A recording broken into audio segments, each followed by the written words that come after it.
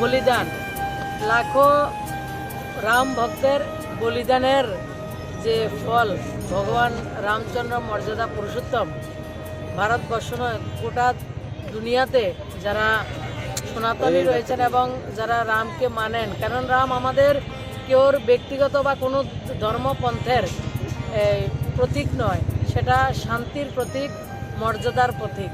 সে ভগবান রামচন্দ্রের প্রাণ প্রতিষ্ঠা আগামী 22শে জানুয়ারি, সেটা আমাদের জন্য অত্যন্ত গর্বের এবং আনন্দের দিন।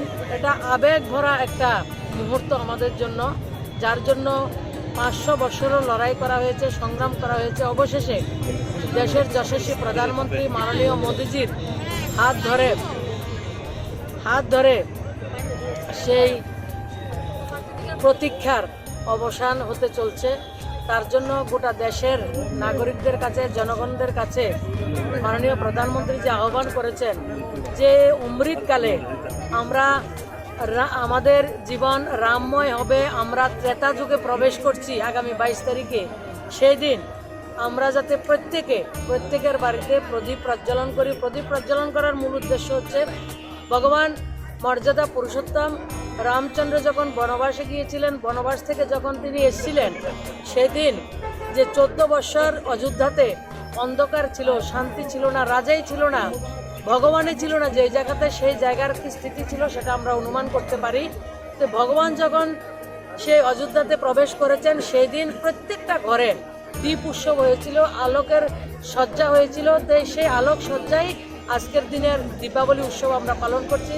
তো মাননীয় প্রধানমন্ত্রীর যে আহ্বান সেটা আমরা করব এবং প্রত্যেকে সন্ধ্যাবেলায় আমরা প্রদীপ প্রজ্বলন করব এবং 22 জানুয়ারি প্রত্যেকে আমরা আমাদের যারা বিভিন্ন মন্দির আমাদের রয়েছে, বিভিন্ন ধরনের আমরা প্রতিষ্ঠান রয়েছে, কেউ রাম ঠাকুরের আশ্রম, কেউ অনুকূলচন্দ্রের আশ্রম রয়েছে, কেউ রামকৃষ্ণ পরমহংসদেব রয়েছে, কোনো জায়গায় আমরা কালী মন্দির রয়েছে, কোনো জায়গাতে আমরা হরি মন্দির রয়েছে, কোনো জায়গাতে আমাদের শিব মন্দির রয়েছে।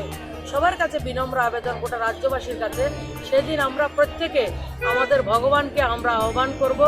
আমরা সৌভাগ্যশালী, আমরা গৌরবশালী, আমরা মানব রূপে এই মুহূর্তে আমরা ভারতবর্ষে আমরা রয়েছি এবং এই অমৃতকালে আমরা ভগবান মর্যাদা পুরুষোত্তম ভগবানের যে গৃহপ্রবেশ প্রাণ প্রতিষ্ঠার সময় আমরা এই ইতিহাসের সাক্ষী রয়েছি। ভগবান তার জন্য আমাদেরকে নিমিত্ত করেছেন, ভগবানকে কোটি কোটি ধন্যবাদ। এবং আমরা যারা নাগরিক রয়েছি, দল মত ধর্ম পন্থ সব কিছুর ঊর্ধ্বে উঠে যে মর্যাদা পুরুষোত্তম রাম আমাদের অস্মিতা, আমাদের স্বাভিমান, আমাদের সংস্কৃতি। এবং রাম মন্দির কোনো ধর্মের প্রতিষ্ঠান নয়, রাম মন্দির হচ্ছে রাষ্ট্রের প্রতীক, রাষ্ট্রের মন্দির। তো আজকে আমাদের যে শ্রমিক সংগঠনের ভাই বোনরা সবাই মিলে এক শোভাযাত্রা ওনারা সংগঠিত করেছেন, তাদেরকে আমি ধন্যবাদ জানাই। এবং এটা স্বতঃস্ফূর্ত আনন্দ, কাউকে ডেকে আনা হচ্ছে না।